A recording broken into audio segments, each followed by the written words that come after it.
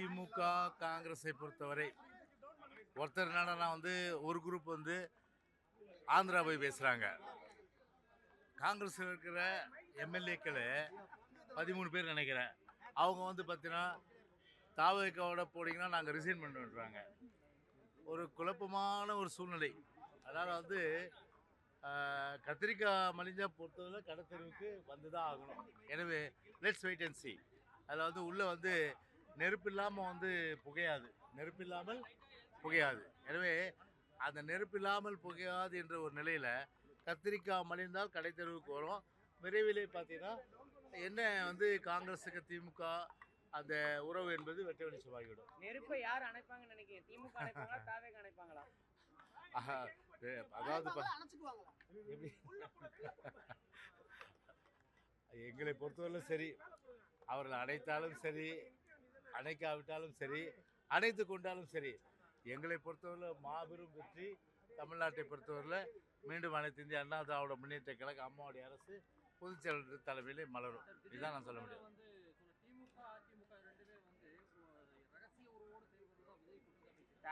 முதல்ல நான் என்ன சொல்கிறேன், ஒரு ஸ்கிரிப்டை மனப்பாடம் பண்ணி பேசுறது ரொம்ப ஈஸி.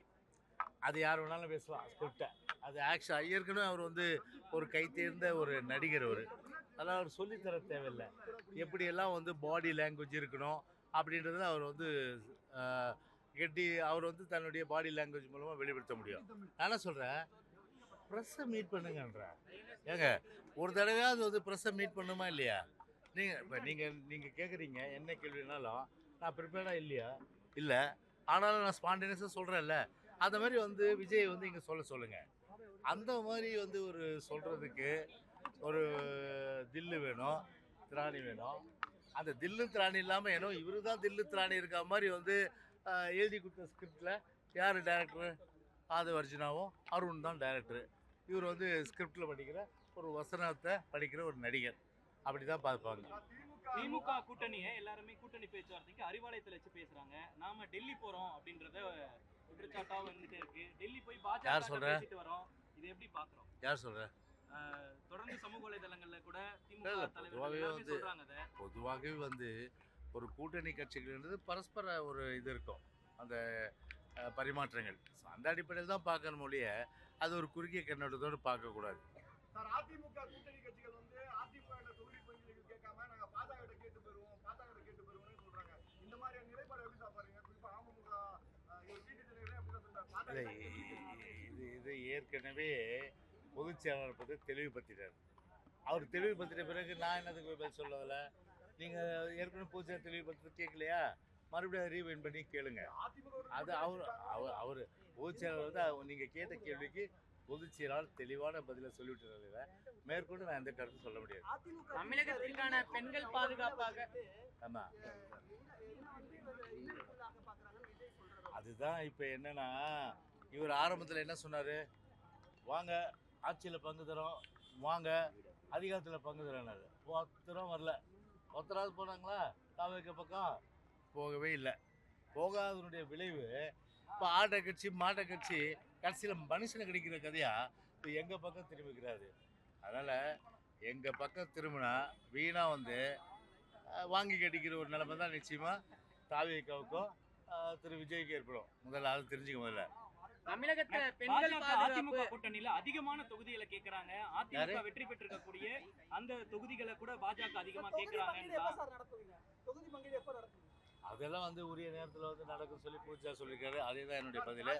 ஆனால் ஒன்று மட்டும் சொல்கிறேன், திமுக பொறுத்தவரை ஒரு மிக மிக மிக மிக ஒரு படுதோல்வி தமிழ்நாட்டில் அடைகிற ஒரு சூழ்நிலையில் இப்போ அரசு பணத்தை முழுமையாக வாரி இறைக்கிறார். என்னதான் அரசு பணத்தை வாரி இறைச்சாலும் வெற்றி பெற முடியாது. படுதோல்வி தான் திமுக சந்திக்கும். அந்தளவுக்கு இப்போ நெல்லை மாவட்டத்தில் பார்த்தீங்கன்னா நாங்குநேரில் இரட்டை கொலை, அதே போன்று பல இடங்களில் பார்த்தா சட்ட ஒழுங்கு சீரழிவு. முழுமையாக ஒட்டுமொத்த தமிழ்நாடே கஞ்சாவிலும் போதை வஸ்துக்களாலும் அதே போன்று பல்வேறு அடாவடித்தனங்களாலும் இன்றைக்கி தமிழ்நாடு சீரழிந்து ஒரு பாதுகாப்பற்ற நிலை இருக்குது. இவர் சொல்கிறார் பெருமையாக, நாங்கள் ஆட்சிக்கு 1 லட்சம் ரூபா உங்களுக்கு மிச்சன்றாரு. எவ்வளோ பெரிய அளவுக்கு அண்ட புழுகு ஆகாச புழுகு சொல்கிறதுக்கு ஒரு அளவு இல்லையா அது? 1,00,000 ரூபா மிச்சம் உங்களுக்கு தான் நான் கேட்குறேன். சொத்து வரி ஏற்றிட்டாங்க, வீட்டு வரி ஏற்றிட்டாங்க, மின்சார கட்டணத்தை 3 முறை ஏற்றிருக்காங்க, பால் விலை ஏற்றிட்டாங்க.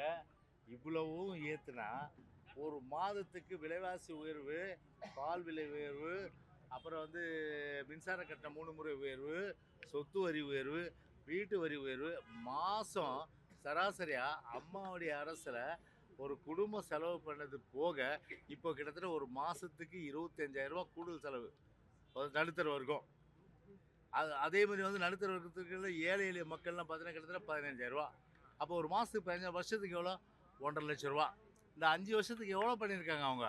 6-7 லட்சம் ரூபாய் அளவுக்கு இந்த அரசாங்கத்தால் குடும்பத்துக்கு வந்து பல்வேறு வரி உயர்வுகளாலும் விலைவாசி உயர்வுகளாலும் மின்சார கட்டணங்களும் செலவு செஞ்சுட்டு பெருமை அதில் என்னென்னா 1 லட்சம் ரூபா உங்களுக்கு வந்து வருஷத்துக்கு நாங்கள் வந்து மிச்சப்படுத்தி கொடுத்துருக்கலாம்.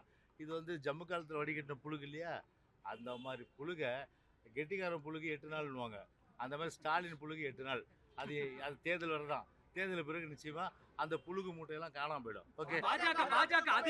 பாஜக அதிகமான தொகுதிகளை கேட்கறதாகவும் தொகுதிகளை கேட்கறாங்க. இந்த தடவை கூடுதலா கடந்த முறையை விட கூடுதலா பாஜகவுக்கு தொகுதிகள் வழங்கப்படுமா? சரி, அதெல்லாம் இன்டர்னல் மேட்டர்ஸு. அதாவது ஒரு கூட்டணி கட்சிக்குள்ளே நடக்கிற பேச்சுவார்த்தைகள். அந்த பேச்சுவார்த்தைக்குன்னு ஒரு குழு போட்டிருக்கு. இது எங்கிட்ட தேர்தல் அறிக்கை குழு அந்த விஷயங்கள் கேட்டுனா நான் சொல்ல முடியும். இந்த குழு விஷயங்கள்ல எப்படி நான் சொல்ல முடியும்? அது வந்து எதுவுமே வந்து அவங்கவுங்க வேலையை அவங்கவுங்க பார்க்கறது தான் அது கடமையும் சிறப்பும். என் வேலையை நான் பார்க்குறேன். ஓகே, அது சீக்கிரமா உங்களுக்கு சொல்லுவோம். ஒன்றும் கவலைப்பட தேவை. தமிழகத்துல பெண்களுக்கான தமிழகத்துல இதே சிறுபான்மை வாக்கு வந்து அதிமுக சீதாராமன் நினைக்கிறீங்களா? போன முறை நீங்க சொல்லியிருக்கீங்க சிறுபான்மை வாக்கு எனக்கு வரல, நான் தோத்துட்டேன் பாஜக இருந்தனாலன்னு. இப்போ இந்த முறை சீதாராமன் நினைக்கிறீங்களா? இல்லை, அதாவது அந்த காலகட்டம் வேற இந்த காலகட்டம் வேற. சிறுபான்மை மக்கள் இன்னைக்கு உணர்ந்திருக்காங்க. இன்னைக்கு அதாவது இந்த ஆட்சியால் முழுமையான அளவுக்கு வந்து ஒரு நன்மையும் இல்லை. சிறுபான்மை மக்கள்லாம் தேனும் பால் ஆறு ஓடுதா? இப்போ என்ன வந்து அவங்க சமூக அளவுலையும் கல்வி அளவுலையும் பொருளாதாரத்துலையும் இந்த 5 ஆண்டு காலத்தில் சிறுபான்மையின மக்களுடைய வாழ்க்கை தரம் உயர்ந்திருக்கு. அதை சொல்ல சொல்லுங்கள் ஸ்டாலினால். சொல்ல சொல்லுங்கள் முதல்ல. தமிழகத்துல